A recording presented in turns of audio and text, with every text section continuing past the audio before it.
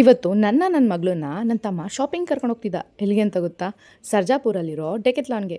ನನ್ನ ಮಗಳಂತೂ ಆಚೆ ಹೋಗ್ಬೇಕಂದ್ರೆ ಫುಲ್ ಎಕ್ಸೈಟೆಡ್ ಆಗಿರ್ತಾಳೆ. ಅದು ಅವ್ರ ಮಾಮನ ಜೊತೆ ಹೋಗ್ಬೇಕಂದ್ರೆ ಇನ್ನೂ ಖುಷಿಯಿಂದ ಓಡೋಡಿ ಬಂದುಬಿಡ್ತಾಳೆ. ನಾವು ಹೋಗಿದ್ದು ಸಾಯಂಕಾಲ, ಸೊ ಲೈಟಾಗಿ ಬಿಸಿಲಿತ್ತು.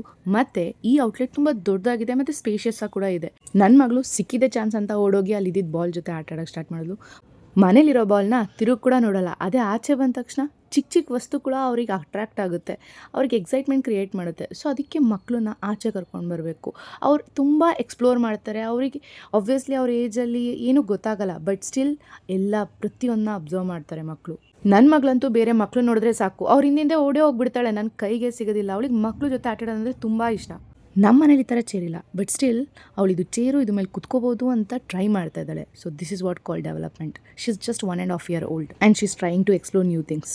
ಸೊ ಮಕ್ಕಳನ್ನ ಆಚೆ ಕರ್ಕೊಂಡು ಹೋಗೋದು ತುಂಬ ಇಂಪಾರ್ಟೆಂಟ್ ಆಗುತ್ತೆ, because it improves their social interaction, cognitive growth and also their physical activity.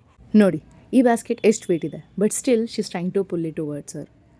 Finally as A mother ನನ್ನ ಮಗಳು ಪ್ರತಿ ಕ್ಷಣನ ಎಂಜಾಯ್ ಮಾಡಬೇಕು, ಅದೊಂದೇ ಇಂಪಾರ್ಟೆಂಟ್ ಆಗುತ್ತೆ. ನಾವು ಶಾಪಿಂಗ್ ಮುಗಿಸಿ ಬಿಲ್ಲಿಂಗ್ ಮಾಡಿ ಆಚೆ ಬರೋಷ್ಟೊತ್ತಿಗೆ ಕತ್ಲಾಗೋಗಿತ್ತು. ಆಲ್ರೆಡಿ ಮಳೆ ಕೂಡ ಬಂದು ನಿಂತಿತ್ತು. ಅದಕ್ಕೋಸ್ಕರ ನಾವು ಮತ್ತೆ ಎಲ್ಲಿ ಮಳೆ ಬರುತ್ತೆ ಅಂತ ಬೇಗ ಹೋಗೋಕ್ಕೆ ಸ್ಟಾರ್ಟ್ ಆದ್ವಿ. ಬಟ್ ಬ್ಯಾಂಗ್ಳೂರು ಟ್ರಾಫಿಕ್ ಹೋಗೋಷ್ಟೊತ್ತಿಗೆ ಸಾಕಾಗೋಗುತ್ತೆ. ಮತ್ತು ಆನ್ ದ ವೇ ನನ್ನ ಮಗಳು ಕೂಡ ಟಯರ್ಡಾಗಿ ಮಲ್ಕೊಬಿಟ್ಟಿದ್ಲು.